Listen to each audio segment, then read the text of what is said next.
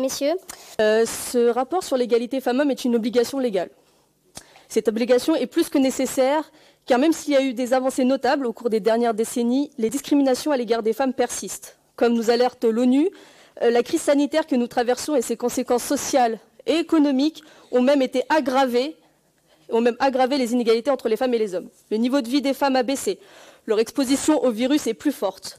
Leur quantité de travail domestique a augmenté, tout comme les violences conjugales dont elles sont victimes.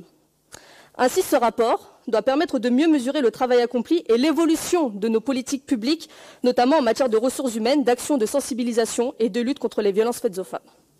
Vous nous proposez un rapport en deux parties.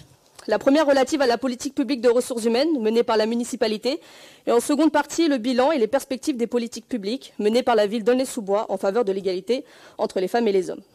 Alors, en ce qui concerne les ressources humaines, force est de constater que l'accès aux postes de direction ou le recrutement des femmes sur des métiers à représentation masculine, je mets des guillemets, doivent rester une priorité. Par exemple, la filière sport emploie seulement 5 femmes pour 19 hommes. À ce jour, les femmes travaillent très majoritairement dans les filières médico-sociales, sociales ou administratives. S'agissant de l'écart global de rémunération, l'écart est encore trop important dans la fonction publique, que ce soit les postes de catégorie A, B ou C, mais il reste affligeant pour les postes de catégorie A, le salaire moyen des hommes étant nettement supérieur à celui des femmes. Et nous ne pouvons qu'imaginer jusqu'à combien cet écart s'élève, puisque votre tableau des rémunérations pour la catégorie A est tronqué, page 9. Par contre, les deux autres tableaux montrent clairement que les femmes de catégorie B gagnent 91% de ce que gagnent les hommes, et la différence est d'autant plus marquée pour les femmes de catégorie A, qui gagnent 87% de ce que gagnent les hommes de cette même catégorie, soit un écart salarial de 13%. Au vu de ces chiffres, il devient nécessaire de valoriser les agentes de catégorie C, d'adapter les formations des corps de métier et de créer les conditions permettant aux femmes d'accéder aux postes à responsabilité. En matière d'inégalité professionnelle, il était aussi important de noter ce qui est extrêmement marqué au sein du cabinet de Monsieur le maire et à la direction générale, puisque 4 postes au sein du cabinet sont exclusivement octroyés à des hommes et la direction générale comporte une femme sur 8. Alors, rien ne vous choque à ce moment-là. Je vais marquer une petite pause et vous rappeler qu'au sein de ce conseil, la fonction publique représente 20% de l'emploi en France et qu'en cela, elle se doit donc d'être exemplaire en matière d'égalité professionnelle. Je poursuis. Nous notons également dans ce rapport que les femmes occupent les postes les plus précaires. Les postes de contractuels non permanents et à temps partiel sont très majoritairement dévolus aux femmes. 91% de femmes pour 9% d'hommes. Enfin, dans votre rapport, vous présentez en seulement une page et demie votre bilan qu'il aurait fallu présenter un vrai plan d'action accompagné des moyens qui lui sont alloués. Nous n'avons rien de cela. Hasard du calendrier, nous sommes 2 jours après le 8 mars, journée internationale des droits des femmes, et votre ambition est extrêmement maigre. Nous vous rappelons aussi qu'il existe un rapport relatif à l'égalité professionnelle entre les femmes et les hommes dans la fonction publique qui a été signé le 30 novembre 2018. Il prévoit notamment l'obligation pour les employeurs publics d'élaborer, d'ici le 31 décembre 2020, c'est passé, un plan d'action égalité professionnelle avec entre autres des mesures concrètes de résorption des écarts de rémunération sous peine de sanctions financières, ainsi que la création d'un fonds en faveur de l'égalité professionnelle qui permettra de cofinancer des actions de sensibilisation et d'accompagnement en matière d'égalité entre les femmes et les hommes. Où en est-on à Aulnay-sous-Bois, je vous le demande.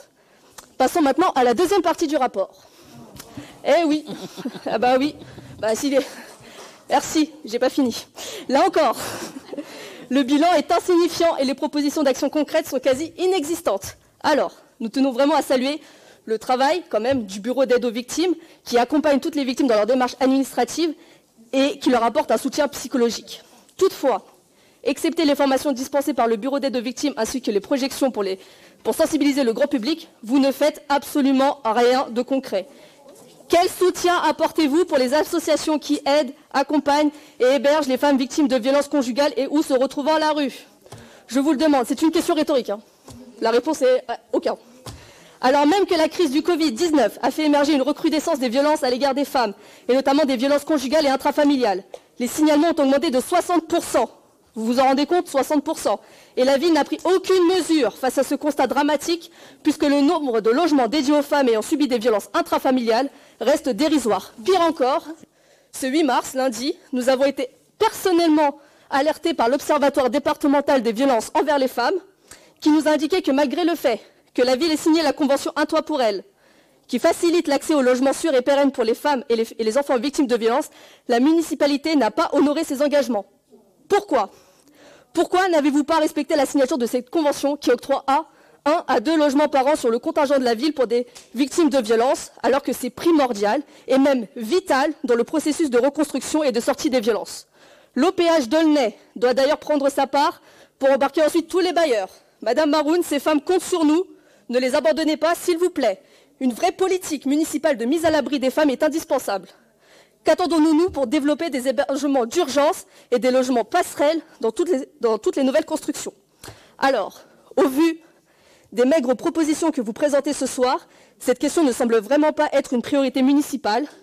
Ce rapport est une obligation légale et quelle déception de le voir aussi vide. De plus en plus de collectivités se saisissent de l'égalité entre les femmes et les hommes pour répondre aux besoins et aux attentes des habitantes et des habitants et améliorer la qualité de vie et la cohésion sociale sur le territoire. Nous constatons ce soir que ce n'est pas le cas à Aulnay-sous-Bois. Vous n'apportez aucun éclairage sur une vraie politique en faveur d'une égalité réelle entre les femmes et les hommes. Depuis votre élection, vous n'avez donné aucun signal politique fort qui nous donnerait à penser que l'égalité est une préoccupation municipale. À quoi sert d'avoir une délégation sur ce sujet si rien n'est fait? Si vous avez besoin d'aide, nous pouvons vous proposer notre aide, il n'y a aucun souci, et même des propositions et des mesures concrètes. Je vais vous en détailler quelques-unes, mais je ne serai pas exhaustive, ne vous inquiétez pas. Non, parce que Mme Guillard a aussi demandé la parole après mais vous. J'ai presque fini. Juste quelques propositions concrètes pour vous montrer qu'il est important et qu'on peut agir efficacement en faveur de l'égalité entre les femmes et les hommes à Aulnay-sous-Bois. Donc on peut signer la charte européenne pour l'égalité femmes-hommes dans la vie locale et mettre en œuvre le plan d'action. Réaménager l'espace urbain en concertation, un mot très important, avec les habitantes pour lutter contre l'insécurité et leur permettre de se réapproprier la ville. Examiner le budget de la ville à travers le prisme de l'égalité femmes-hommes. Former tous les agentes et les agents, les élus et plus globalement toutes les personnes susceptibles d'être en contact avec des femmes victimes de violences afin que ces acteurs et actrices comprennent les mécanismes de violence envers les femmes et obtiennent des outils pour écouter, orienter et accompagner les victimes. Renforcer les systèmes de garde d'enfants en augmentant les capacités d'accueil dans les crèches, en facilitant les agréments pour les assistants et les assistantes maternelles afin que les parents puissent concilier vie professionnelle, publique et privée. Lutter contre les stéréotypes dans le sport en conditionnant les subventions pour le développement des sections féminines et mixtes. Éduquer à l'égalité entre les filles et les garçons dans les centres de loisirs et dans les écoles. Nommer au sein de tous les services municipaux des référents et référentes égalité pour agir efficacement dans tous les domaines. Généraliser le dispositif arrêt à la demande dans toutes les lignes de bus pour lutter contre l'insécurité dans les transports en commun. Subventionner les associations qui accueillent, hébergent et accompagnent les femmes et les enfants se retrouvant à la rue. Réaliser et mettre en œuvre un protocole contre le harcèlement sexiste et sexuel au travail à destination du personnel communal. Garantir le droit à la santé, à la contraception et à l'IVG pour toutes en permettant l'accès sur la ville à un planning familial renforcé et doté de moyens humains, financiers et matériels supplémentaires.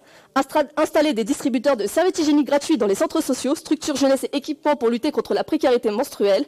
Nommer les nouvelles rues ou équipements publics au nom de femmes. Et je vais m'arrêter là. Bien entendu, ces propositions sont loin d'être exhaustives. Vous êtes un peu soulagés, mais j'ai pas encore fini. Non, on n'est pas soulagés. Par contre, effectivement, on essaye de garder un temps de parole, ce qu'on dit raisonnable, puisqu'on a un DOB, on a 7 paroles par groupe, c'est pas sur une délibération qu'on va faire plus de 7 minutes. Je vous remercie, Mme Kassouri. Parce qu'il y a d'autres élus qui ont demandé la parole. Et je le répète, même si on approche d'élections, on n'est pas là pour déballer non plus les programmes des uns ou des autres.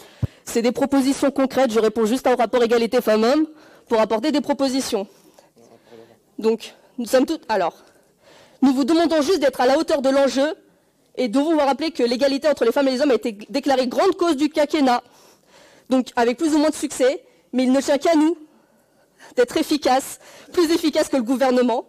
Et les Aulnaysiennes et les Aulnaysiens ont besoin de nous et comptent sur nous. Donc, faisons d'Aulnay une ville enfin égalitaire. Et je tiens juste à préciser que j'ai noté une petite phrase en écriture inclusive, comme quoi, c'est un premier pas symbolique, mais au moins il est là.